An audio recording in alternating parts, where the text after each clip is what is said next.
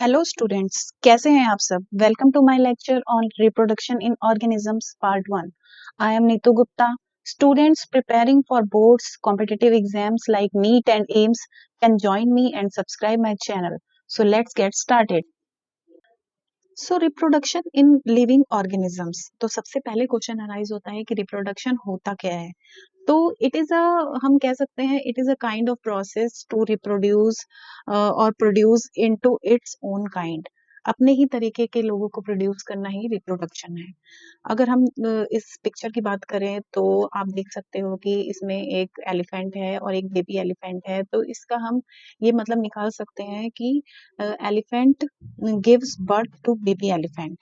Okay, so they give birth to the same species. Now the question arises that why do we need reproduction? Every organism has definite lifespan, so nobody is going to live forever. So अगर life span एक तरीके से definite है और death भी possible है, तो हर organism को रिप्रोड्यूस करना ही पड़ेगा, नहीं तो they will disappear from the earth. So organism has to increase its number and this produce its own kind before death. That's why reproduction is necessary, and we can also say it is also necessary to sustain any species on this biosphere. Okay, so in this chapter we will talk about process of reproduction, how it happens, why it happens, and what are the different ways by different organisms. So सबसे पहले हम definition देख लेते हैं reproduction की. That reproduction is a biological process in which organism give rise to young one similar to itself. Next paragraph tells us that need of reproduction. So it is essential for continuation of the life and maintenance of species in the biosphere. अब हम जरा life span के बारे में बात कर लेते हैं. तो लाइफ स्पैन एक ऐसा पीरियड है जो कि बर्थ से लेकर डेथ के बीच में होता है किसी भी ऑर्गेनिज्म का. तो आपका you can see in picture chart, यहाँ पर डिफरेंट ऑर्गेनिजम्स दिए हुए हैं और सबका अलग अलग लाइफ स्पैन है. So we can also say that life span can variable from organism to organism. जैसे कि अभी हम देखते हैं यहाँ पर काओ काओ का 18 टू 22 ईयर्स दिया गया है. यहाँ पर एलिफेंट का 60 टू 70 ईयर्स.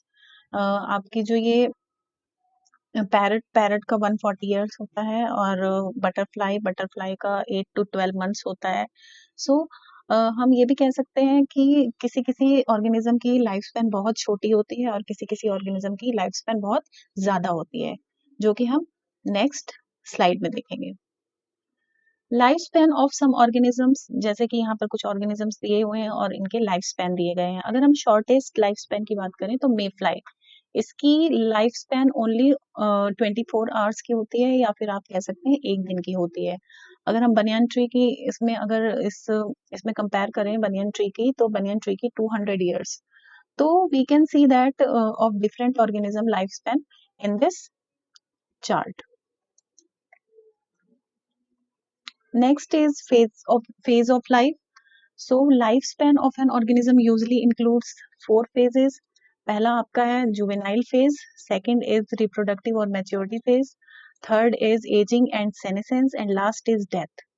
तो जुवेनाइल फेज जब हमारी बर्थ होती है उसके बाद से ही शुरू हो जाती है टिल रिप्रोडक्टिव फेज, और रिप्रोडक्टिव फेज के बाद आती है एजिंग, जिसे हम बुढ़ापा कहते हैं, और उसके बाद आती है death. We can understand these phases of life with the help of a picture. इस डायग्राम में ये दिखाया गया कि एक पर्सन की ही डिफरेंट फेजेस को दिखाया गया है. जैसे कि जाइगोट है और ये एक चाइल्ड के डिफरेंट फेजेस हैं, और ये पर्सन जो है ये reproductively you can say mature है. So juvenile phase is a time period of growth between birth to the reproductive phase. So हम इसे जुवेनाइल फेज कहेंगे. जब कोई भी पर्सन रिप्रोड्यूस करने के लायक हो जाता है तो उस फेज को हम मैच्योरिटी फेज या रिप्रोडक्टिव फेज कहते हैं. इसके बाद आपका आता है एजिंग और उसके बाद डेथ. जुवेनाइल फेज की हम डेफिनेशन देख लेते हैं. The period of growth between their birth up to their reproductive maturity is called the juvenile phase. Juvenile phase भी डिफरेंट डिफरेंट एनिमल्स में डिफरेंट होता है. मैं आपको यहाँ पे एक चीज क्लियर करना चाहती हूँ.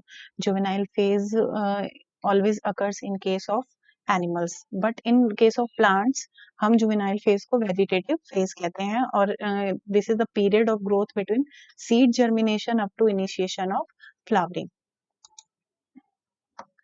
नेक्स्ट है reproductive phase, when the organism start reproducing, that is called reproductive और मैच्योरिटी फेज. ये भी डिफरेंट डिफरेंट ऑर्गेनिज्म में अलग अलग होता है. नेक्स्ट है कुछ अनयूजुअल फेनोमेन देख लेते हैं. जैसे बैम्बू स्पीसीज है, वो अपने लाइफ टाइम में सिर्फ एक बार ही फ्लावरिंग कर सकता है और वो एक बार में ही बहुत ज्यादा नंबर ऑफ फ्रूट प्रोड्यूस करता है. स्ट्रोबिलेंथस कुंथियाना, इसके अंदर आपका इसका दूसरा नाम है नीला कुरंजी और ये 12 साल में एक बार फ्लावरिंग करता है. एनसीईआरटी में ये दिया गया है कि लास्ट ये सितंबर अक्टूबर 2006 में देखा गया था ये फ्लावर, बट 12 साल बीत चुके हैं. इट्स 2020, सो ये 2018 में इसकी फ्लावरिंग हुई होगी. Now we will talk about types of reproduction. Reproduction के दो टाइप्स हैं, asexual reproduction and sexual reproduction. तो asexual reproduction and sexual reproduction both are different from each other. Sexual reproduction में सिर्फ एक पेरेंट की जरूरत होती है, जबकि सेक्सुअल रिप्रोडक्शन में हमें two parents are required. Asexual reproduction में no formation of gametes and no fusion of gametes. जब गैमेट्स बनेंगे नहीं तो फ्यूज भी नहीं होंगे. But in sexual reproduction it is required that formation of gametes takes place and fusion of gametes should be there. Asexual reproduction की बात करें तो इसमें होता है mitotic division, but in sexual reproduction both division occurs, mitosis as well as meiosis. Now we will see asexual reproduction in brief.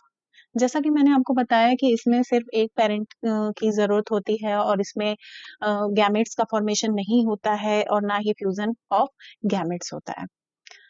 जैसा कि इसमें सिंगल पेरेंट है तो जो भी ऑफस्प्रिंग होगा वो अपने सारे जीन्स को अपने पेरेंट से ही रिसीव करेगा. सो इसीलिए वो अपने पेरेंट के बिल्कुल आइडेंटिकल होता है, चाहे वो मॉर्फोलॉजिकल हो चाहे वो जेनेटिकल हो. So they are known as clones.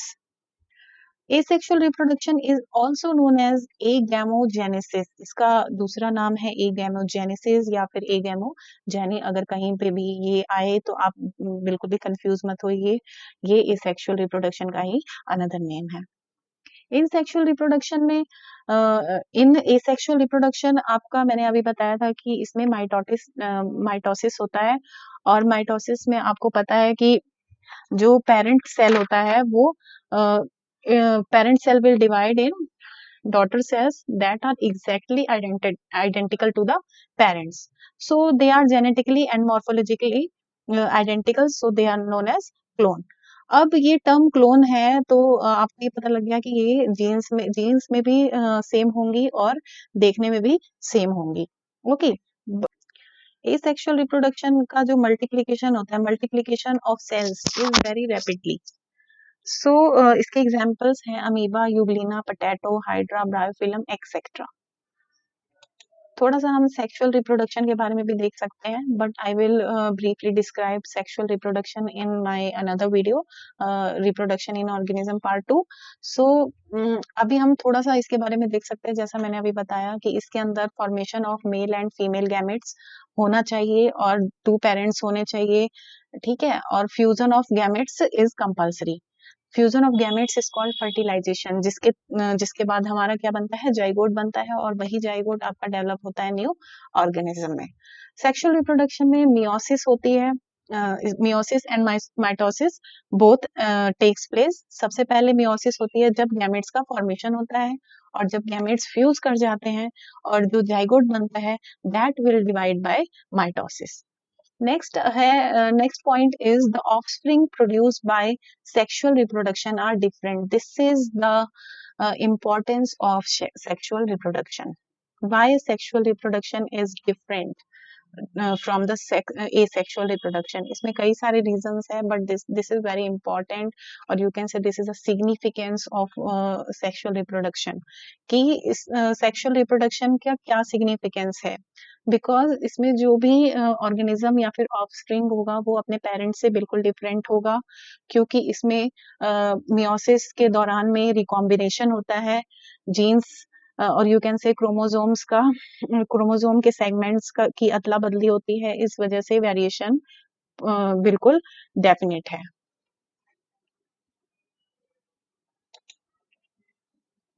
Now we will see different types of asexual reproduction. You can also say means of asexual reproduction or modes of asexual reproduction. So first is fission. Fission is a process in which a parent body is break down into two or more part, and that will develop in new organism. This is of two type, binary and multiple fission.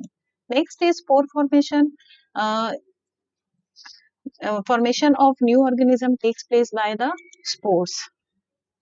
Fragmentation in an algae Spirogyra, it is filamentous structure, and filament will be break down into different fragments, and that will convert, or you can say that will develop in new organism.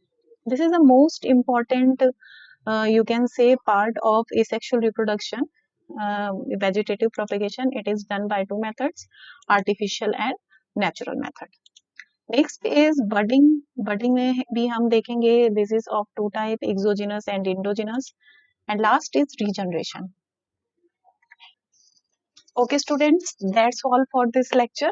We will discuss types of asexual reproduction in detail in next video. If you have any doubt in this content, then you can ask in comment box. I will reply to your queries very soon. If you like my teaching, then give me a thumbs up on this lecture. For my next lecture's notification, please subscribe my channel and press the bell icon for latest notification. Thank you students. See you in next lecture. Study well, prepare well. Best of luck.